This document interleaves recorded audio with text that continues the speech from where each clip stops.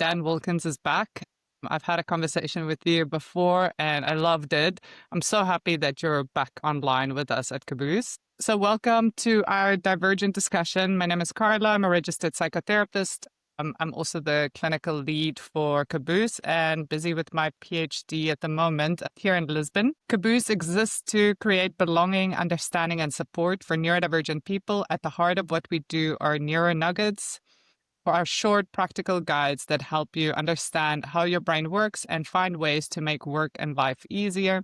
They also help workplaces build genuinely inclusive spaces. This is just a reminder also for anyone that is there that the Divergent discussions will be recorded and will be uploaded to our YouTube channel where you can watch them as many times as you want.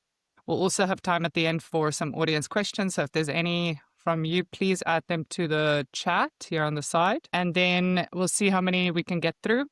Okay, I'm going to give a bio of Dan. Please tell me if I'm saying anything incorrectly. Dan is a senior manager working in adult social care in the local government in the UK, and the founder of Managing on the Spectrum, which is dedicated to removing barriers for neurodivergent people. Managing on the Spectrum provides mentoring for neurodivergent individuals and training for organizations who are committed to inclusion. Dan uses his own lived experience as an autistic individual and over 2 decades of working in health, social care, education, training, and management. It's quite a lot of different areas that you've been working in. It's been a varied career, none of it planned. I've done that typical zigzag thing. So yeah, it's definitely been interested in the last, 20 plus years. I don't like to think how many years now because it makes me feel quite old. But yeah, it has been very much, it's been an All interesting journey over. so far. Yeah, it has I been. Yeah. Yesterday, I was speaking about my time at university to somebody that's 21, and I was like, oh, 21 years ago, I was at university. The amount of age that you are, that's how many years ago I was at university. That's actually when I finished university, so let's be honest here. Okay, so at the heart of his work is the belief that neurodivergent individuals can achieve amazing things when given the right tools and opportunities, which I absolutely agree with. And today we're going to be speaking about one of my favorite topics, maybe a little bit egocentrical because I'm also a late diagnosed individual, but we're going to be speaking about individuals that were diagnosed later in life. So welcome, Dan. Thank you for being back here. Thank you. Yeah, it's good to be back. Thanks. Let's jump into the first question because this was quite a personal question to me. I don't know if you have the answer to this because it is a difficult one, but many people describe both relief and grief when they receive, like after they receive their diagnosis, especially when it's a late diagnosis. Why do you think those two emotions show up together? Yeah, it is. Yeah, I think I can definitely relate with that. It's such a strange process. I think late diagnosis because by definition, it's not something that you don't suddenly wake up one day and think, right, I'm going to go and have my assessment today. That's not like For me, it was like I didn't get diagnosed till I was 42. It was like a 20-year journey to get there before I even went through the assessment. So it was and that in itself is spend all day unpicking why that is. But it took a long time for me to get there. And I think part of that was because I would compare myself with other people I was working with, as you've alluded to. I had an interesting career. I've worked, trained as a learning disability nurse and worked in mental health hospitals and people with kind of high support needs and other kind of people like autistic people who would be in the current diagnostic criteria level 3. I mean, we could unpick that criteria because that's not great either. But anyway, probably better than the high and low functioning language we used to use. Anyway, I'm already going off on a tangent. So I think that, why kind of, that mixture of relief, that relief of, okay, the thing the thing that I've suspected all my life is true. I am autistic and actually, and that makes sense. But then I don't know, after my diagnosis, I went through a massive period of feeling like an imposter and actually thinking they'd got it wrong. And I'd like read my report over and over again and kind of unpick it. And yeah, I just think it's a strange one when you get that diagnosis. I think that sense of relief, but then almost doubting yourself, and then that will, well, now what? And, I kind of talk a lot about that with people. It's that now what really, because for myself and a lot of people, once you get that diagnosis, it's like, see you later then, off you go, which is one of the reasons why I set up managing on the spectrum, is because actually once you get that diagnosis, that's when you need the support and there isn't much out there. So yeah, I don't know, Kai, if that resonates with your own experience. Yeah. So to me, it was similar that relief was the first experience or the first emotion that I felt. I was like, okay, so I didn't make it up. For me, it was like first I had to give myself the validation after years of just suppressing what I'm going through. What did we say? It was like relief and then the grief. So it wasn't grief as much immediately as much as it was kind of a relief. And then it was a little bit of sadness because now I was part of the DSM, which, like that, if you read that out loud, the Diagnostical and Statistical Manual for Mental Health Disorders, it's kind of like, okay, now I'm part of this thing that I was trained in as a therapist, as a psychologist, to provide support for the people that receive these diagnoses. And then I kind of went through what you described now with that imposter syndrome, but more in the line of how am I supposed to help if I'm also needing so much support? Um, yeah, I think I did receive my diagnosis 3 times because I wanted to double check, triple check. But yeah, now I think the grieving, I don't know if I ever experienced grief. I don't know if that was I would love to hear if anyone is listening to this later on, maybe if they could comment below and just mention if they experience grief. I think I've experienced it more so working with parents where they received a diagnosis for their child and there is a sense of grief and loss where they thought, okay, maybe this is what my child will be doing one day, and maybe it's a different path. It's not any more, less, or more. It's just different. As we know, as neurodivergent individuals, sometimes we don't want the typical life. Like, I'm not married, I don't have kids, most probably because of the noise level sometimes. Anyways, yeah, that's just my story. But I want Well, to, I think sorry, yeah. I think the grief is interesting because grief often comes from a sense of loss, and I don't feel that I lost anything. Do you know what I mean? And actually, I've had a really interesting career, and the life I've had, I'm happy with. I'm content with. So I can kind of, whereas I guess grief is almost implicitly something that you've lost, and Mm, I'm not sure waiting 20 years to be diagnosed. I, that may or may not have had an impact on my life, but I'm quite content where I am. Do you know what I mean? And I think mm, maybe that's so. I guess, so, and I feel fortunate with that because there'll be lots of people who don't feel that, and actually, when they get that diagnosis, it's like, well, they look through. Or what would have happened if I got my diagnosis when I was a child or a teenager, or in my, whenever they got it, and then I think that's where the sense of grief comes from, maybe. mm.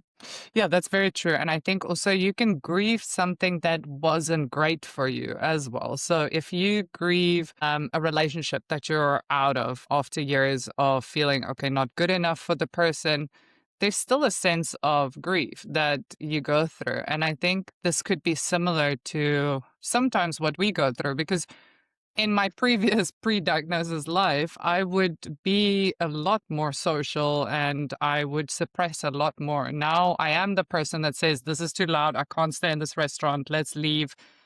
And maybe I grieved that person a little bit that was able to suppress so much, which is not the person that I want to be. Like I want to be the person now that's more open. But there's a sense of identity loss that I went through maybe because I'm now more myself. So I'm not this kind of masked and camouflaged individual that I built up for so many years.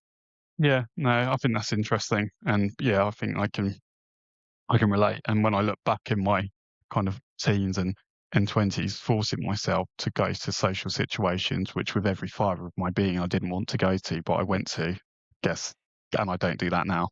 Mm, And I'm quite happy not to do that now. I don't miss that, thankfully. It's not a part of my life I particularly mourn. But yeah, maybe I think, like, maybe if I think back around that, yeah, if I'd known in my teens and 20s would I have done that?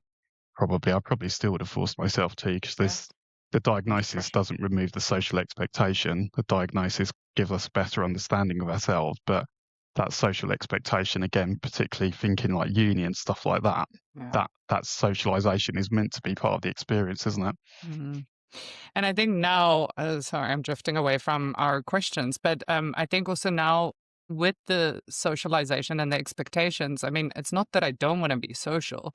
I do have a lot of good friends, but they know when I'm feeling overwhelmed, so they know me a bit more. And I think it's having that understanding of how do you socialize best as a neurodivergent individual? Where do you socialize? With whom do you socialize best? So really kind of like choosing your friends wiser in a way, which has made all the difference. So for me, socialization is always now with activities because there's not so much pressure of like, you need to say the right thing, you need to pause at the right time, you need to wait your turn and stay on topic, Carla. Let's just go climb. That's the Yeah, activity. yeah, and I agree. And there's no, I think, kind of that activity-based socialization is helpful again because there's no ambiguity. You're going Mm, climbing. My socialization comes from football. I know what's expected nice. of me at football. It's quite simple, obviously. So I think that's yeah, I think that's part of it. But also, since my diagnosis, I'm far better at understanding my own energy levels as well, and I know Nice. kind of I can predict and manage them far better. Mhm. And when I work with people as well, that's what I look at. That kind of that that spoon theory, that kind of what other things kind of impact on your energy, and stuff like if you're meeting with a friend, it might sound quite obvious, but why would you go to a busy cafe if you were picking up everything, if you're picking up every noise in that cafe and then you can't concentrate on what your friend's saying to you? Why don't you go to the park where it might be a bit quieter or stuff like that? It's Mhm. those subtle things, like nothing that I talk about is rocket science because it isn't. I don't Mhm. think that it's actually really looking at keeping things simple. Yeah, I think, and that definitely comes with trying out things and looking at your nervous system and seeing how you feel. You've also, I just want to tell everyone that is listening now or later that you've done quite a few neuro nuggets for Caboose.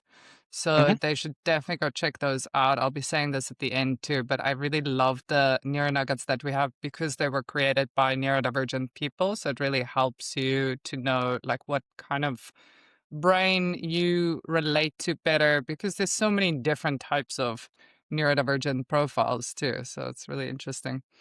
Okay, let's go to question number two. After what? 13 minutes. Okay.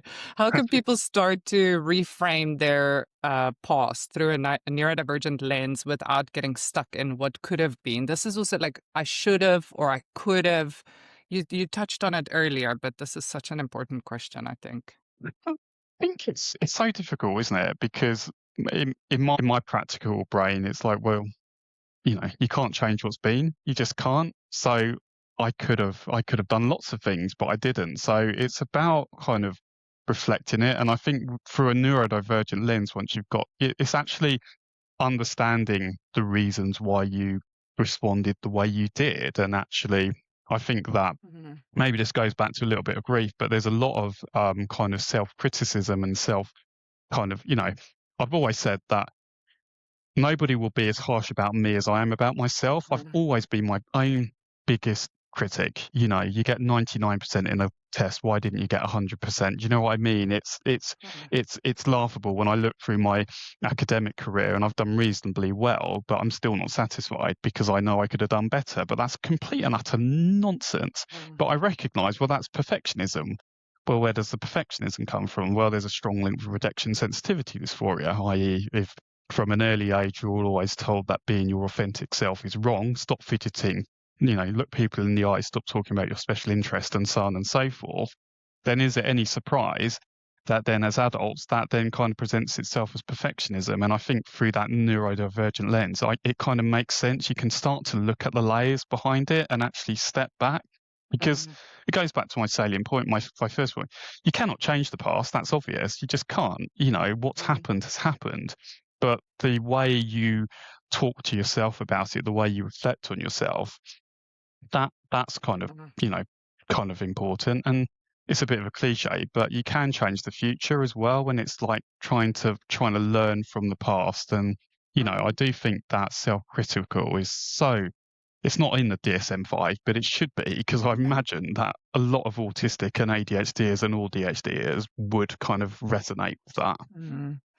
Yeah, I always ask my clients, would you say what you're saying to yourself to anyone else in the world? And I mean, even politicians that they don't like, they might not even say that those mean things, like it's really rough what how we talk to ourselves. I just want to say that you said relatively well in academics and you probably did extremely well. So I'm just going to correct you with your wording towards yourself too. But I like that point where you made it and said, okay, I mean, it's a very practical way of looking at life. And I wish sometimes I can switch that on with my brain too, where I was like, well, you can't change the past. So why are you kind of thinking about it? But I think the second part of that is so important. What you said is, okay, that is, yes, logically, you can't change the past, but how you reflect on it, you can change because we can be way kinder to, let's say, a personal example of me being so anxious that I never said that I want to have a go at like whatever the sports activities or whatever because I was so shy. But I would think initially, like, such an idiot, Carla. Why didn't you put your hand up? Whereas now I can look back, I was like, you're so extremely anxious. For you just to sit there in the group is amazing. So I could be nicer to that young version of me and then when I look at the future and I don't want to volunteer to do the thing, I can kind of like talk myself into it to volunteer in a different way. So maybe I can send an email because now I can send emails. I'm not a child anymore. Children can send emails. I'm not saying that. You can send an email afterwards and say, hey, I would like to volunteer. I just didn't put my hand up. I'm a little bit shy in groups, whatever. Because that's acceptance, that's kindness, and it's still going for what you want. So I really like that reframing the kind of experience that you went through so that you can put that in action in the future. Yeah, I think I agree. And I think that, yeah, looking back, I was a very shy child and kind of, that concept of camouflaging, and my way of responding with RSD was to camouflage. I didn't want to be visible, and at times I can look back and be quite critical about that. But now I recognise it. Mhm. Schools, education systems are really hostile for neurodivergent Yeah. people, and actually, like you said, wow, you made it through. You made it through, fantastic. Yeah. That's like all credit to you. The fact that the reason why, if I was talking to my younger self, the reason why you're getting home from school and you're exhausted and you're going to bed is because you've been bombarded by all this sensory stimuli and Mhm. you've been having to spend 6, 7 hours in an environment which Yeah. isn't suited for you. Yeah. But also, like you say, that's how I, that's how I kind of frame it now when if I have to go into busy places or if I have to go into the office or anything like that, that's how I frame it as well. But then you know, it's about kind of doing the things that can support my brain as well. So Mm. the kind of I don't have to spend 6 hours in the busy office continuously. Actually, I can go outside. I can go outside, and if it's raining, I will go and sit in my car and put on a podcast or watch a neuro nugget or something like that, Yeah. just to kind of do that refresh. And I think that's Mm. really important. That's definitely part of this. Yeah, it's getting to know what you need to still reach your goals. I mean, we're still wanting to do the things that we wanted to do when we were younger, maybe, or maybe they changed, but we still have a lot of goals. And it's just the way to get there is going to look a little bit differently. And that's totally fine because there are so many of us out there. We can help one another. I know I have a mental health hangout in Caboose actually every Monday, and it's such a nice group because it's just like we're helping each other constantly. Like, maybe try this, or this is what I found, and just like very positive about who we are and, like really liking who we are. We touched on self blame, so I don't want to focus too much on that. And you did speak a little bit about the masking. But it's also been masking and camouflaging has been a survival tool for years. For many of us that have been diagnosed, that were diagnosed later. How can someone begin to unlearn masking safely rather than all at once? Because I feel like that is quite exposing. Just like, this is who I am. This is my diagnosis. Yeah, and I would say it's dangerous to just completely go who Mm, I am because, like, we've masked and camouflaged for a reason, right? It serves a purpose, and because that that world is still quite hostile to us, and your diagnosis doesn't make it any less hostile. Sadly, what it does is hopefully it can give you the tools to kind of work through it. I mean, my advice is always take it slow.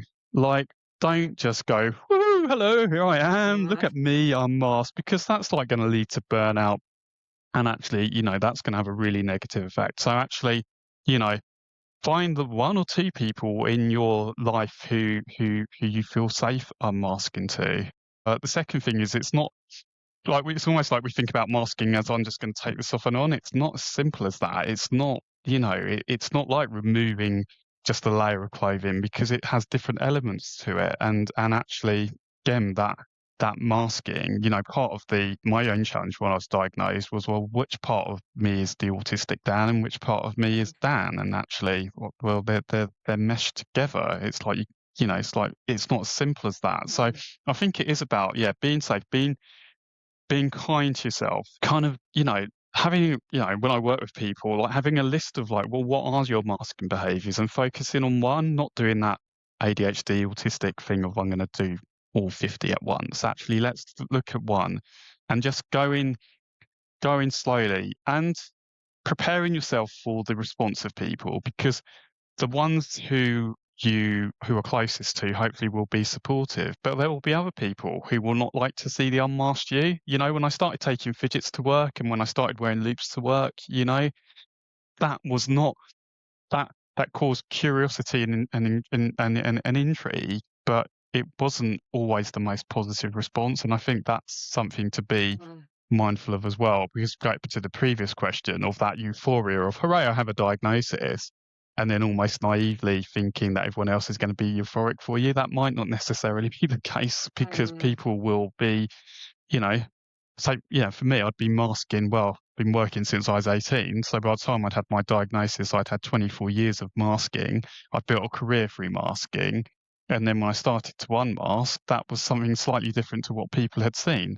So but I think, go slowly and do it. Don't, you're really vulnerable when you're unmasking, particularly early on in your kind of, when you've just been diagnosed. So just take it slowly. If you've been, maybe people watching this are younger than me, probably a lot of people are younger than me. So maybe you haven't been masking for 20 odd years like I am. But even if you've been masking for 2 or 3 years or 5 or 10 years, that's still, think about how long you've been masking for, and think about it needs to be a gradual process. Yeah, I think it's really important to find those people that you feel safe with. Suggestion always is finding people that you can be completely open with. Like, I have a couple of friends here that I could say, this is definitely my ADHD brain that's doing this. Like, I know that I'm speaking too much. Tell me my safe word so that I can move away, because I'm super anxious then. And there's actually just one friend that I do this with. But the rest of the people, I would probably suggest, well, for me personally, I would state more of the characteristics that I'm feeling. So more of what I'm feeling. So the characteristics of my ADHD, or what I'm actually feeling and going through. So I would tell people that I feel safe with. This restaurant's really noisy. It feels like all the people are inside of my head, and it's like scratching my brain, and I can't concentrate. And then I would even show them my neck, and I'm like, see how red I am? Like, this is anxiety. This is how I'm feeling. Or I wouldn't even label it as anxiety. I would just feel like, this is too much. Like, can we sit on that corner or something? So it's funny, because some of the restaurants here where I live, they would tell me, oh, we've reserved a table for you in the corner. They know. But I think that's a safer way to open up a little bit, because it doesn't initially give that label, which can lead to stigma. Like, we know, and some people's perceived ideas of what ADHD or autism or any of the other neurodivergent conditions might be. I think that, and also advocating for yourself in a way where the more I talk about my anxiety, and I know sounds counterintuitive, but the more I actually bring it up and say, I'm quite anxious now because it's live, the more I feel, oh, I'm accepting myself, and that's okay. It's okay to feel anxious. It's okay to have a neck that's a bit red in these situations. It's pretty normal, actually. And then I'm like less anxious. That actually helps me. Whereas a lot of people would say, no, hide that. Don't tell people. But you're like, that's what I've been doing for years, isn't it? No. And I I do agree with you, kind of, and the more you talk about it, horrible term, but it normalizes it. It Mm, becomes people kind of, and I think that's part of this as well, isn't it? It to say with with myself, the people I talk about it. Maybe people say I talk about it too much, but it's kind of part of that. It's yeah, become normalized for me to wear loops, and like you know, right. I will find the quietest, low stim place in the building and stay there and make Mm, no apologies for that anymore. yeah. I think that's so important, especially in, well, in any setting, but in work or social settings. Because if you're overwhelmed and if you're being bombarded by all the sensory stimuli, then you're going to have a horrible time. Mm, Socially, your friends aren't going to be having a good time because you're not having a good time. And from a work perspective, if I'm in a busy office surrounded by lights and noise and people, how productive am I going to mm, be? I'm going to be no good to anybody. So I mm, think that's really kind of part of this. mm. Yeah, I think what you're saying with the normalizing is an important point too, because we're pathologizing it less. So it's not such a bad thing to feel anxious because of these reasons. And the more I've noticed, the more I open up, especially with my clients, and I know that as a psychologist, you shouldn't be like telling your own stories. And I don't know why, because that doesn't feel like I can relate to somebody that's just sitting there very clinically. But as a therapist, I am quite open with my clients. And I feel like, and I've heard this from them, that it makes me more relatable because it doesn't feel like I'm this person that's got it all together. Like I'm going through the same things. I have the same, like very similar vulnerabilities and insecurities. And I think it's just nice to see the human side to people sometimes. Okay, but we're going to run out of time and I need to move on to the next question. It happened last time. No, I keep okay, taking okay. up on Okay, after years of tangents. overriding their needs, how do people rebuild trust with themselves and their body? So this is kind of the suppressing part too that we were talking about.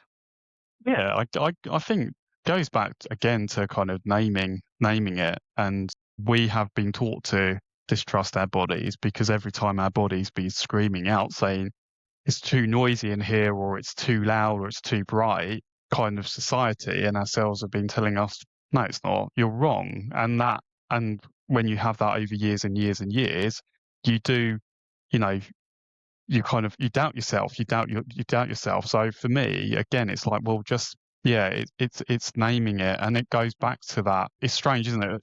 This phenomena when you get your diagnosis and then suddenly you become more susceptible, or the feel more susceptible around your environment. Well, you've always been susceptible to Yeah. it, but what you've been doing is you've been crushing it down. And actually, Mm, when you get that diagnosis for the first time, you're actually listening to your mm, body. And then it's checking in. And actually, if you're having a physiological response, so if you're sweaty and feeling anxious because of the environment you're in, that's a natural response. That's a primeval response, isn't it? That's and actually, so your body isn't lying to you. mm. Your body isn't telling you you're anxious just for a laugh. Your body's telling you it's anxious because it's a physiological response. But as kind of autistic and ADHDers, we've almost been conditioned over the years to doubt what our body's telling us. So it is like stepping back and listening to it, and then kind of just breaking it down as to, well, why is it, and kind of stepping it, yeah, having a look at it and thinking about, when am I at my best? Well, I'm at my best in quiet, low stim places. What's my physiological response? Well, I don't really have one. My heart beats calm. I'm cognitively, my brain's working. I'm relatively articulate. What's my body like if I'm in a busy, noisy place? Well, sweaty, inarticulate, my brain is turned to mush. So it's kind of those things. It's just kind of joining it up. And Mm, yeah, as I say, I think a lot of post diagnosis stuff is almost unlearning what we've been taught over the last, over the duration of our life. mm, But then it's about, well, what can I do? Because we are always going to be in situations where there is going to be loud, bright, sensory places. That's just life. You can't go and live in a cave for the rest of your life. But then it's mm, about, so what can I do to manage those and reduce the impact? And again, that's where having boundaries, being clear with your friends, being loops, fidgets, clothing, I'm sure I'm not alone in the fact that I basically have the same 5 outfits that I like to wear, and they're all the same because I know they're comfortable, and heaven forbid anyone suggests I wear something new. Well, why would I do that? What's the purpose? Yeah, I change scarves. That's it. I have different color scarves. I will wear a t-shirt underneath my shirt even in the middle of summer because that's what's comfortable It's for a me. nice So, feeling, yeah. yes, And I know, I feel it makes me feel safe. I always buy the same, like 5 of the same. If I find something that I like, I'm like, "I'm gonna go back to that shop and buy 5 of those." Yeah, but Yeah, it's when people say diversity is the spice of life, it's like, well, why? Like, some you know what's spicy? yeah, absolutely, yeah. Just, yeah, if That's it works funny. for you, then keep doing it. Yeah, exactly. I think it's just it's getting to know yourself too, and then trusting your instincts for Mhm, maybe the first time in your life, yeah. and saying to yourself, like, you don't have to. For me, I'm always going to bring up my neck because it's a big thing. But I remember when I went on TV once, and my mom said maybe you should wear a scarf because your neck gets really red. So I started wearing a lot of makeup on my neck because I'm like, oh, I don't want to be so red. And then I was like, what am I doing? I'm just like putting stuff on my on my skin that's not good for it, and just hiding my actual anxiety. And when I stopped doing it, I started being less anxious, which is amazing. Okay, anyways, let's get through some of more questions because these are good questions and I want to hear your thoughts. So what are some small realistic changes people can make right away that often have a big impact on daily life? I think, again, just kind of the biggest impact can be start listening to yourself, stop being so harsh to yourself is kind of, one of them. I think it's learning to say no, actually, learning Mm. to say, I'm Oh, overwhelmed, I've had can a I say really busy something? week." Can I say something, Cool, Hera? yeah, go for it. So, Yeah. Trevor Noah from South Africa, he's a comedian, and Yes, yeah. he's got ADHD, right? And he said in one of his videos, he said, start by saying no. So every time somebody asks you something, can you do this? No. And then you think if you have the capacity, because we're so used to saying, sure, yeah, we want to please, we want to like excel. We want to go over like the expectations that are there for, like everybody in the organization. So we'll immediately say, yeah, I can do that. Maybe we'll send the email rather than putting up our hand, but we'll volunteer for extra work, unpaid work sometimes. And he was saying, just say no and then check in with yourself. Because it's just that initial, like somebody asked something, nobody's volunteering, or they asked me directly, I need to say yes because they're expecting this from me. So I think, sorry, I had to Oh, say that's that really because I'll never cool. forget. But I think, again, it goes back to the earlier discussion about RSD, it goes back to the earlier Mm, discussion about perfectionism as well, and then people pleasing as well. And that's really common because we've been, again, conditioned to think that that we're that we're less than. So yeah, mm, saying no, prioritizing, yourselves, yeah, that unpaid work, actually no, mm, if you're paid from 9 till 5, then yeah, work 9 till 5. No one's going to thank you from doing 9 till 10 and then being burnt out and then having to take mm, time off sick. Or even if you don't do that, nobody's going to thank you. So I think it is, yeah, about, kind of, yeah, taking that time. Another thing as well, just like factor, give yourself some time that's just for you. I know that can be really difficult. Everyone's really busy, but it goes into that. Give yourself just half an hour a day where actually, if you choose just to sit on your sofa, I'm pointing to my sofa over there, you can't see that, but I have a mm, sofa in my room. And if I just want to chill out there for half an hour, mm, just to defrag, just catch my mm. breath kind of and for the day.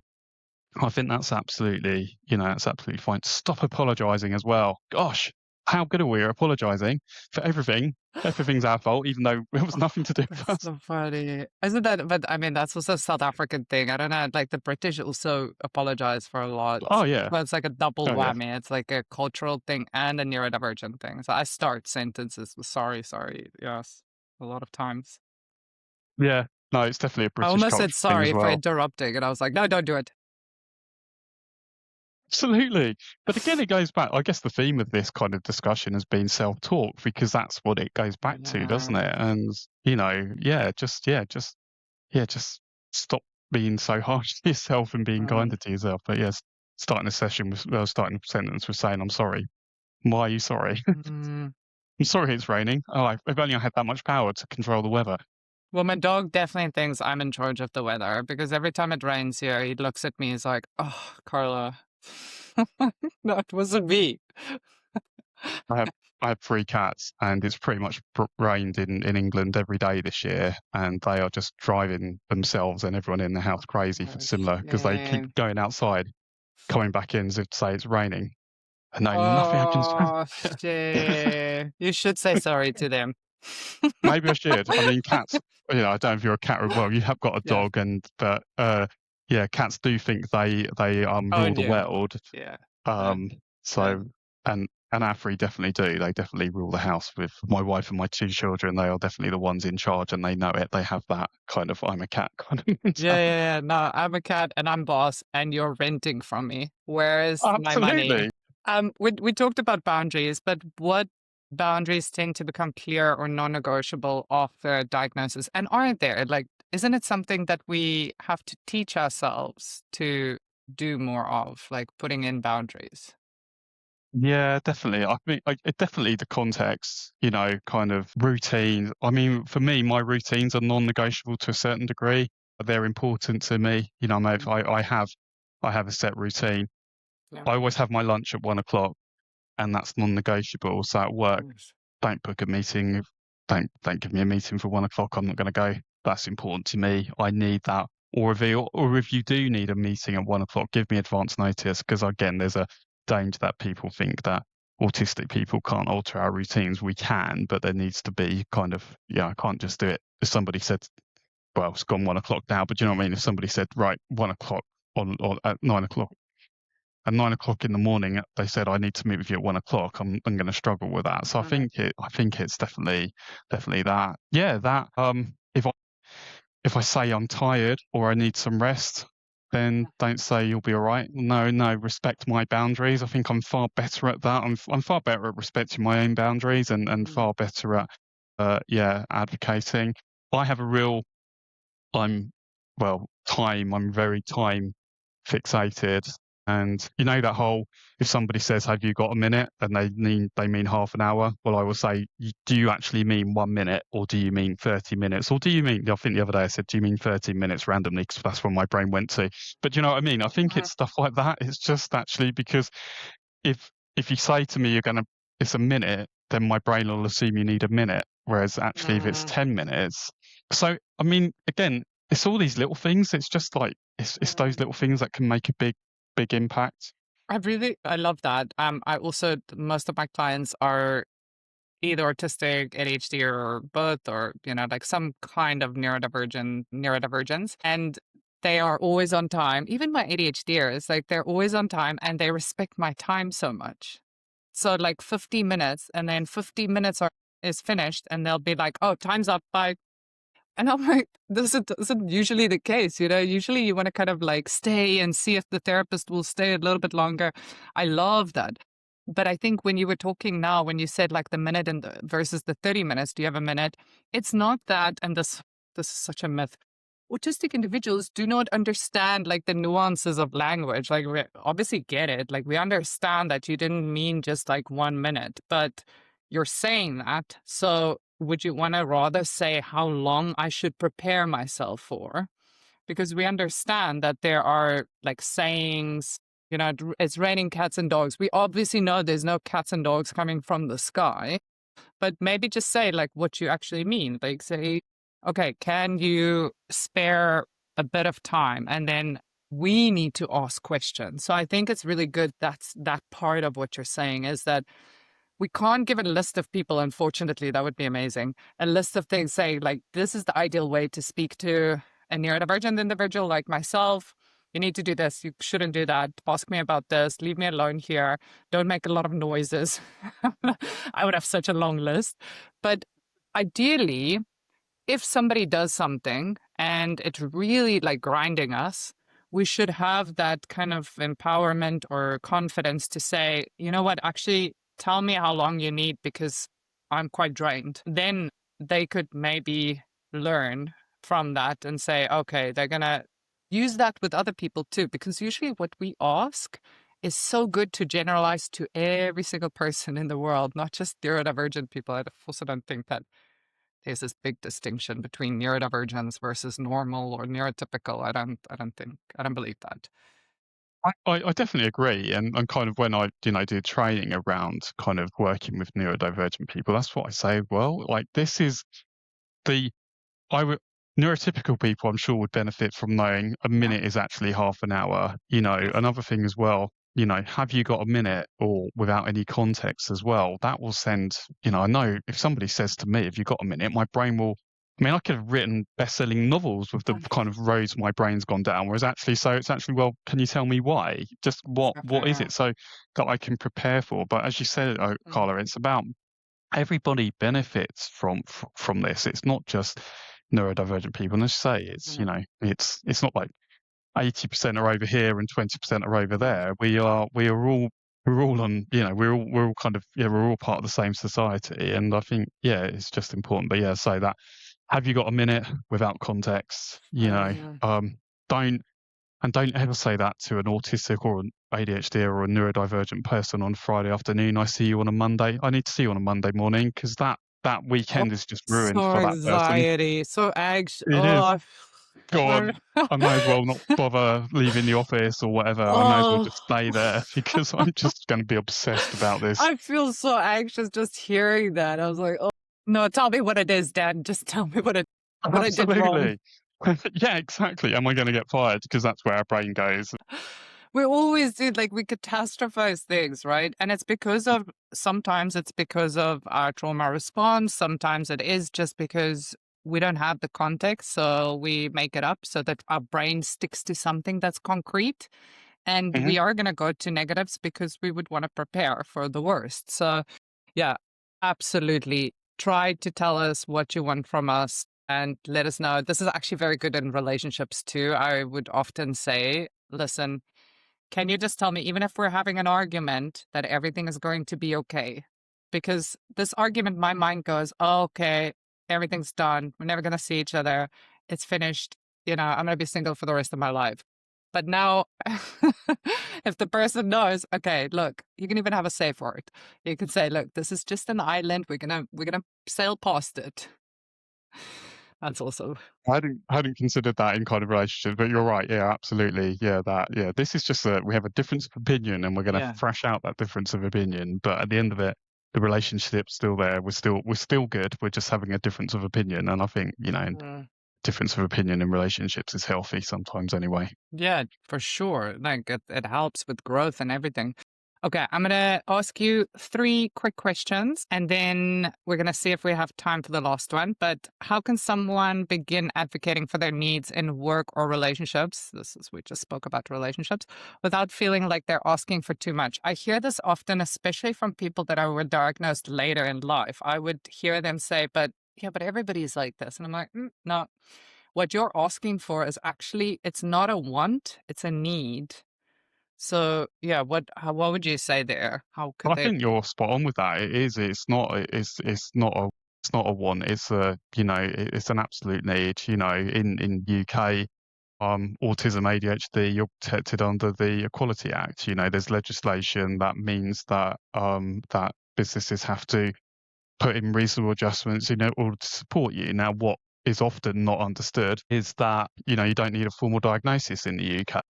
Again, UK diagnostic waiting lists are very, very long for both ADHD and autism. So you don't need that. What you need is evidence that your condition, and I hate the word condition, but let's go with it in terms of legislation, that has an impact. So I think that's the first thing. The second thing, you are absolutely not asking your organisation for a favour. In fact, it's in the organisation's interest to support you, because if they support you with reasonable adjustments, then you're likely to be a better member of staff. You're going to have less time off sick. You're going to be more productive. You're going to, be happier. It's that.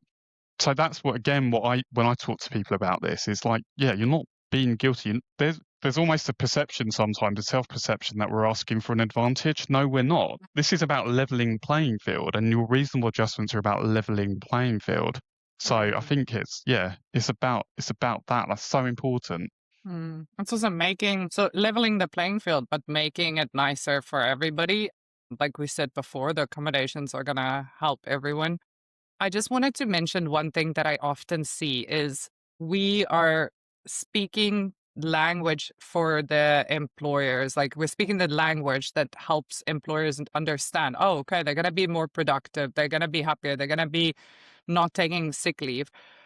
Then it's important to go back to our first couple of questions to make sure that you, as the neurodivergent individual, when you're happy in a situation, and this is where I see this very often as a therapist, when you're happy, people are respecting you, you feel like you could do more, and then you do so much more that you're burning yourself out, even with this nice environment around you. So it's really important then to keep those boundaries up and say, even if I'm happy, I'm not going to overwork, because that's where we are kind of guilty of it because we're like happy. So this is my special interest, right? If somebody says now to me, hey, at 2 a.m., can you do this? I'll be like, sure.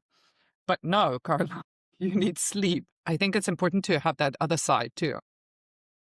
Yeah, and I agree, and likewise, yeah, the reason why I've worked in this field for as long as I have is because I'm fascinated by it, and I reflect, you know, this was a very different space 26 years ago to where it is now. In fact, it was a very different space 10 years ago to where it is now, and I still remain optimistic despite some of the nonsense around some of the kind of almost anti-ND stuff that we see at the moment. I still maintain optimistic that we are moving in the right direction. But yeah, like yourself, if somebody said, "Could you do this at 2 in the morning?" my impulse would be yes. The opportunity to talk about neurodivergence, but then there's that. You kind of need to sleep at some point, Dan. I think yeah, and I think it is say that okay. So it goes down to a reasonable adjustment is not your employer doing you a favor. Mm. It absolutely is not your employer doing you a favor. It's in their interests to support you, and I think Mm. that's what it goes back to. That's again what I would encourage people to recognise as well. Is Yeah. this benefits you and your employer. Mm. Yeah, exactly. And keeping those boundaries in check. Okay. Let's quickly go over to three more. I know I said three more just before, but now we're going to do three more because I'm going to push it. What tends to shift in relationships once someone understands their neurodivergence? We can talk about this for ages. Yeah, yeah, that's an interesting one. Maybe I should bring my wife into answer this Yes, question. exactly. Um, it's I think it's that understanding, that shared understanding around, Mm. I've mentioned my time focus. That's not just me being difficult. Yeah. There's a reason behind it. I feel like it just explains a lot. I don't know, Mm. like being neurodivergent, it's like everyone else is playing football and you're playing cricket, but you haven't had the rule book for football, and it's like it gives you the rule book. Now you're still playing cricket, and I don't know why I'm using this analogy. My brain has just taken me there, so bear with me because I'm not entirely sure where I'm going to end up. But Okay. you know, but you still kind of you still you can't you're still playing a different game, but you kind of understand it a bit more. And Oh, wait, I you can know, I can finish that analogy. So you're still go playing on then. cricket, but you're Yeah, you're reporting for the what was it, soccer or football? What did you say the other football. one? Yeah, Football. yeah. So you're reporting for the football. So you're able to speak about it, but you're still playing another game. I like that analogy. Yes, thank you, Carla. Let's I'm just pleased that let's your go brain with knew that. where my brain was going. That's really cool Makes because my sense. brain was just like it was doing that. No, I'm but going it over makes here, sense. Dan. Let's see where we go. I mean, but my training's like this sometimes. I imagine how I'm not sure how I set through training because my brain will be like, "This is the agenda," but actually we're going over Yeah, here. we're not gonna Anyway, stick to it. No, I never stick to agendas. I mean, you can see in this talk as well. No, I think it's a good analogy actually. It's knowing that we need to be able to learn the other language and explain it also sometimes in a way that makes sense to others.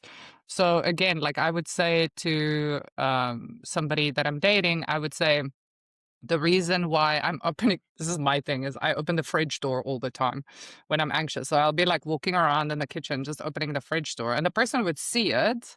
So they would say, "You okay?" And I'm like, "I'm just really anxious because of this."